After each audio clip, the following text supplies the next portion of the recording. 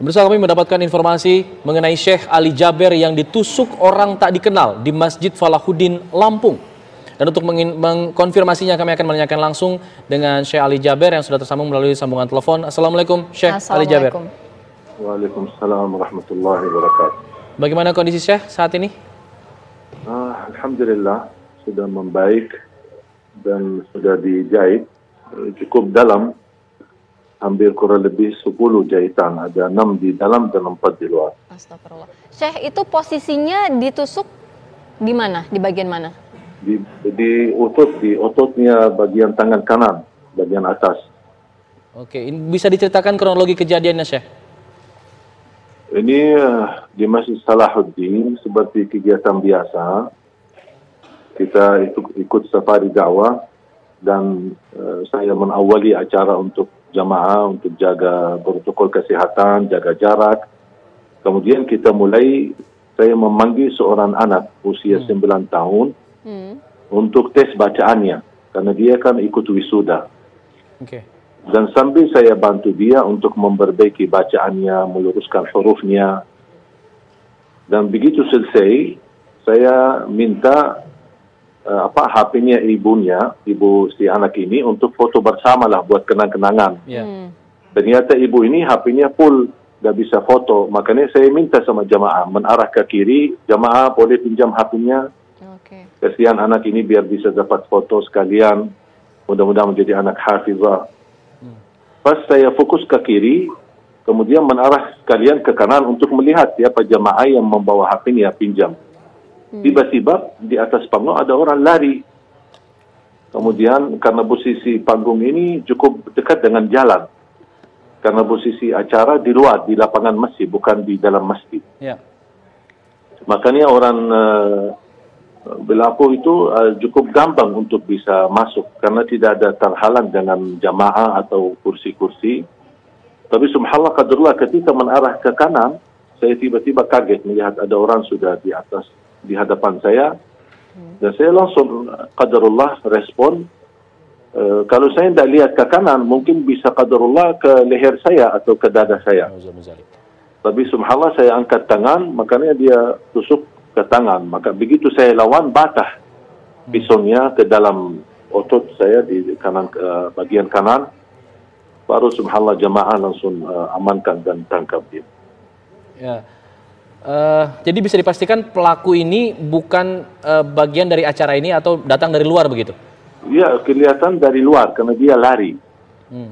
Dia lari. Cuman ke posisi jamaah cukup fokus karena kita lagi bukan lagi ceramah tapi lagi diskusi dengan jamaah, berdialog dengan jamaah. Makanya jamaah banyak fokus ke saya, tidak memperhatikan. Dan ini kejadian pertama kali barangkali, apalagi posisi saya di panggung cukup dekat jalan gitu. Iya, bisa dipastikan Syekh pelaku ini benar-benar satu orang? Yang kita ketemu tadi satu orang. Apakah ada orang lain, mungkin mereka lepas diri atau larikan diri dari tempat. Tapi yang kita lihat ini ada satu orang dan langsung diamankan. Ya, jujur saja kasihan pas lihat jamaah menghajar dia dan mukul dia. Saya bilang jangan, amankan aja dulu, biar ini tugas polisi, jangan kita main hukum sendiri. Iya, Syekh, mendengarkan informasi tidak Syekh, siapa sebenarnya pelaku ini? Sampai titik ini belum saya mendapatkan berita apa, karena baru saja diamankan, karena habis ditahan oleh jamaah, diamankan di ruang masjid sambil menunggu polisi datang, dan petugas polisi datang dan membawa beliau ke kantor polisi.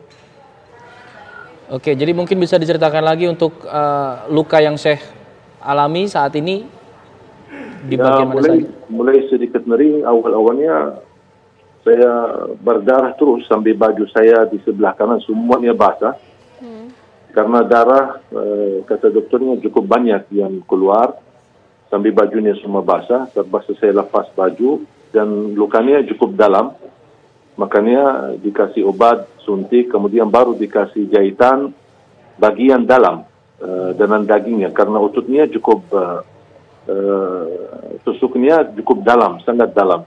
Makanya dokternya pun bisa mengobati tanpa harus ada suntik dan dikasih obat, baru kemudian di jahitan bagian dalam kurang lebih ada 6 Kemudian baru di bagian di luar ditutupi 4, jadi semuanya 10. Syekh, mungkin bisa diinformasikan juga untuk profil pelaku ini seperti apa, mungkin ciri-cirinya atau dia mengenakan apa yang ia bawa pada saat itu. Nah, saya lihat anak itu masih anak muda banget ya. Mungkin diperkirakan 20 tahun lah. Ya. Orangnya kurus banget. Jadi saya merasa orang ini kalau saya lihat ya dari wajahnya dia ketika saya berhadapan dan diamankan, nampaknya bukan mudah untuk melakukan hal seperti ini. Pasti ada kedorongan atau ada yang menyuruh atau ada apa ya gitu. Jadi karena saya lihat dari segi, mohon maaf, fisiknya, dari segi ini mungkin dia bisa dengan cara mudah. Butuh mental yang kuat untuk melakukan hal seperti ini. Ada yang ia teriakan atau omongkan ketika melakukan perbuatannya itu, Syekh? Enggak, sama sekali tidak. Diam. Hanya diam, cuman ketika dia angkat pisunya, dan subhanallah pas panitia kebetulan ada banyak yang sudah ada video live, ada yang lagi live, ada yang lagi rekam. Pas saya lagi berlangsung ceramah.